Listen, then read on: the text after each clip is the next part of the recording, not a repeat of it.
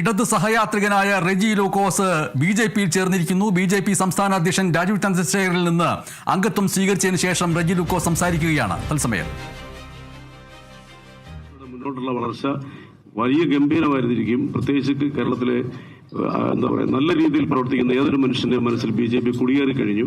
പലരും പരസ്യമായിട്ട് പറയാൻ മടിക്കുകയാണ്. ഇനിയൊരു ഒഴുക്ക് ബി.ജെ.പിയിലേക്ക് കേരളത്തിൽ ഉണ്ടാകുന്നുള്ള കാര്യത്തിൽ യാതൊരു സംശയവുമില്ല. നാളുകൾ കേരളം ബി.ജെ.പിക്ക് വേണ്ടിയിട്ടുള്ളതാണ്.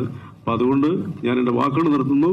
എന്നെ ഈ പാർട്ടിയിലേക്ക് ക്ഷണിക്കുകയും ഇതിന് അംഗത്വം നൽകുകയും എന്നെ ഈ സദസ്സിൽ ആദരിക്കുകയും ചെയ്ത ബി.ജെ.പിയുടെ സമന്വയ നേതാക്കൾക്ക് നന്ദി അറിയിച്ചുകൊണ്ട് ഞാൻ നിർത്തുന്നു. നന്ദി, നമസ്കാരം.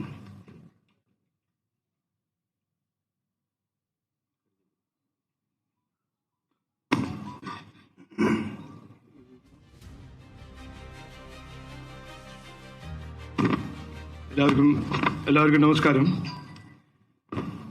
2026 ഏറ്റവും എൻ്റെ ആദ്യത്തെ പ്രസ് കോൺഫറൻസ് ആണ്. അപ്പോൾ ഈ അവസരത്തിൽ എല്ലാവർക്കും ഒരു ഹാപ്പി ന്യൂ ഇയർ, പുതുവർഷത്തെ ആശംസകൾ അറിയിപ്പിക്കുന്നു.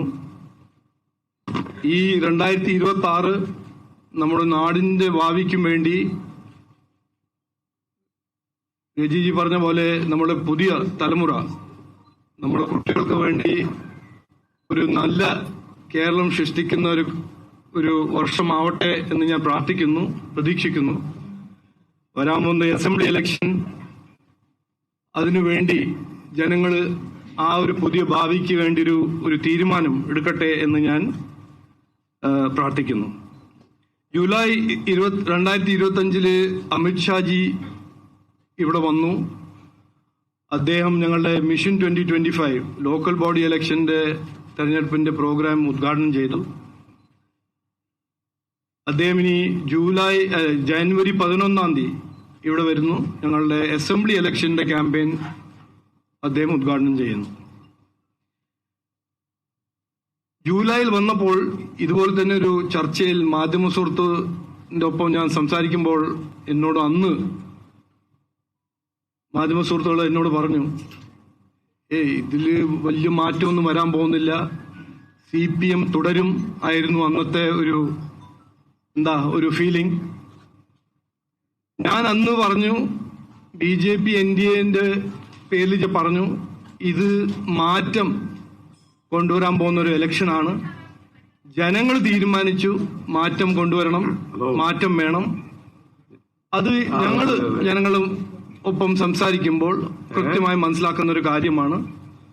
ഈ ലോക്കൽ ബോഡി ഇലക്ഷൻ കഴിഞ്ഞ് അതിന്റെ റിസൾട്ട് എല്ലാം കാണുമ്പോൾ അതിന്റെ വ്യക്തത, അതൊരു വ്യക്തമായൊരു മെസ്സേജ് ജനങ്ങൾ തന്നിട്ടുണ്ട്. കഴിഞ്ഞ 10 കൊല്ലം അവസരം ജനങ്ങൾ കൊടുത്തപ്പോൾ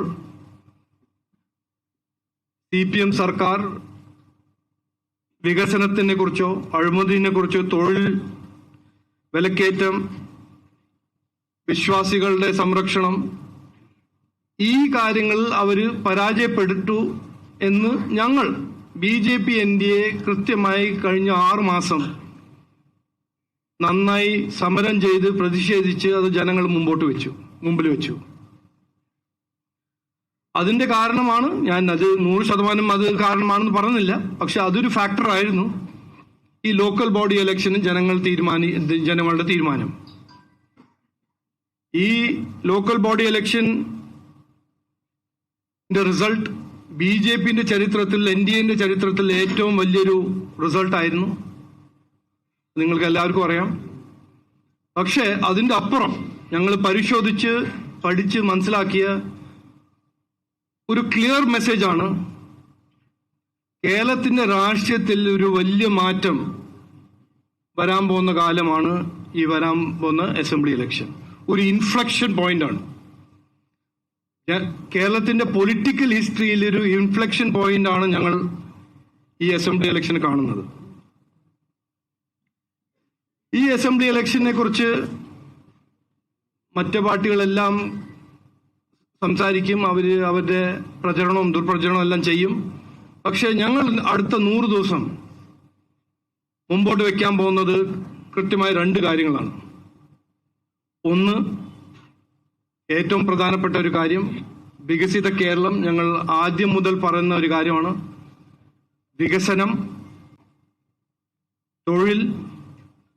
തൊഴിലവസരങ്ങൾ, അടിസ്ഥാന സൗകര്യങ്ങൾ, സർക്കാർ സേവനങ്ങൾ, ഭരണശൈലി, ആരോഗ്യ മേഖല, വിദ്യാഭ്യാസ മേഖല, നമ്മളെ കുട്ടികൾക്ക് പുതിയ അവസരങ്ങൾ,